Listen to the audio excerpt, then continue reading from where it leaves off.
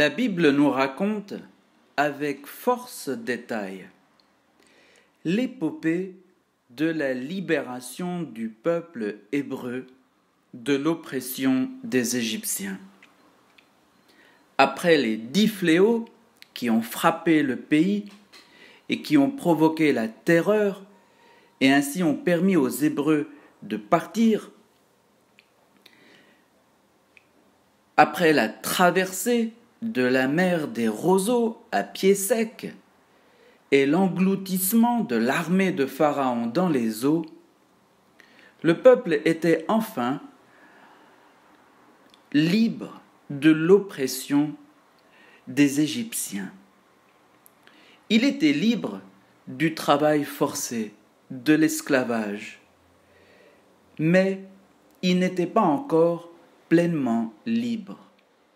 En effet, la libération politique, la libération sociale était très importante, mais ne suffisait pas. L'homme peut être esclave, pas seulement des autres, il peut être esclave de lui-même. Il peut être esclave de ses propres désirs. Il peut être esclave de ses propres illusions. C'est pourquoi, après la grande geste libératrice de la sortie d'Égypte, Dieu conduit son peuple au désert pour qu'il apprenne à se libérer des passions, de l'appétit du gain, des mauvais désirs, du manque de foi en Dieu. Au désert, le peuple fait l'expérience de la pauvreté, mais d'une bonne pauvreté, celle qui, justement, permet à l'homme de se tourner vers Dieu et de se détacher des biens de ce monde, surtout de leur attrait, et de se libérer du désordre des passions. Il fait de nombreuses expériences, certaines heureuses, certaines plus difficiles. Il a froid, il a soif, il a faim, mais tout ça est destiné à lui faire découvrir que Dieu est avec lui et qu'il doit mettre sa foi en lui. L'homme peut être aussi esclave de ses pensées, surtout des fausses pensées. C'est pourquoi Dieu conduit son peuple au désert vers une montagne où il va lui parler et où il va lui donner une loi pour précisément avoir de justes pensées sur Dieu, sur l'homme et sur le sens de la vie. C'est Moïse qui reçoit ces paroles de Dieu et c'est Moïse qui les écrira sur un livre qui sera la base sur laquelle après sera rédigée la Bible. Moïse reçoit de Dieu des paroles alors que le peuple ne voit rien. Il entend tout au plus des éclairs, il pressent la présence de Dieu, mais ne voit rien. Et cela fait partie précisément de la pédagogie de Dieu. Dieu veut rappeler aux Hébreux qu'il est invisible, qu'on ne peut pas se l'imaginer. C'est pourquoi il dit à Moïse, « Le Seigneur dit à Moïse, tu parleras ainsi aux fils d'Israël. Vous avez vu que je vous ai parlé du haut des cieux. Vous ne ferez pas, à côté de moi, des dieux d'argent ou d'or. Vous n'en ferez pas pour moi. » En effet, rappelez-vous, les Égyptiens adoraient Dieu sous la forme d'animaux. Ils adoraient les crocodiles, les ibis, les chacals, les veaux, les vaches, et que sais-je. Ils inventaient plein de formes pour Dieu. Aussi, Dieu demande aux Hébreux de ne plus faire d'image et de ne plus se représenter le divin de manière animale et ni même de manière humaine. Dieu restera invisible pour les Hébreux.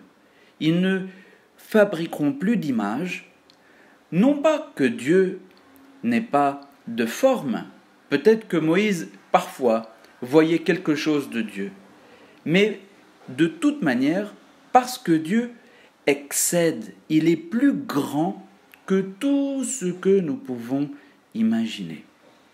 Et donc, pour préserver la grandeur de Dieu, le peuple hébreu ne sculptera aucune représentation de Dieu. Dieu, néanmoins, demande que l'homme continue à pratiquer le culte en lui offrant des sacrifices d'action de grâce et de demande. Ainsi, il dit à Moïse, « Tu me feras un autel de terre pour offrir tes holocaustes et tes sacrifices de paix, ton petit et ton gros bétail. En tout lieu où je ferai rappeler mon nom, je viendrai vers toi et je te bénirai. » Les holocaustes, ce sont des sacrifices où tout est brûlé. C'est ce que signifie le mot holocauste. Et les sacrifices de paix, ce sont des sacrifices destinés à faire la paix entre les hommes et avec Dieu, en offrant les biens qu'on possède et en particulier des petits ou des gros animaux du troupeau. Mais surtout, Dieu rappelle que c'est par la parole, par son nom, qu'il se rend présent aux Hébreux. C'est la parole qui, pour nous, est le meilleur moyen d'être en présence avec Dieu. Parce que Dieu est une personne. Et donc Dieu nous parle dans notre conscience. Et nous-mêmes, nous devons nous adresser à lui comme à une personne. Nous ne devons pas laisser Dieu tout seul, en l'ignorant. Mais au contraire, nous devons sans cesse converser avec lui, soit à haute voix dans des prières connues, soit dans l'intimité du cœur et de la conscience, et ainsi être en perpétuelle conversation avec Dieu. Ainsi, Dieu dit aux Hébreux, c'est par mon nom, le nom étant l'invocation, le fait que je m'adresse à lui, que je viendrai vers toi et que je te bénirai. Pour les Hébreux, ça veut dire qu'il n'y a aucune façon de voir Dieu. La seule façon d'être en relation avec lui, c'est de lui parler. Mais nous, les chrétiens, nous savons que 1500 ans après Moïse, Dieu est venu au milieu des hommes. Jésus, on l'a vu, on l'a touché, on l'a entendu, on a même mangé avec lui, on l'a vu mourir et on l'a vu même ensuite ressusciter. Depuis, nous savons que Dieu a un visage qu'on peut se représenter. Des représentations de ce visage nous viennent de la mémoire des premiers hommes qui ont vu Jésus, Dieu devenu homme. On a même une photo de lui grâce au grand miracle du linceul de Turin.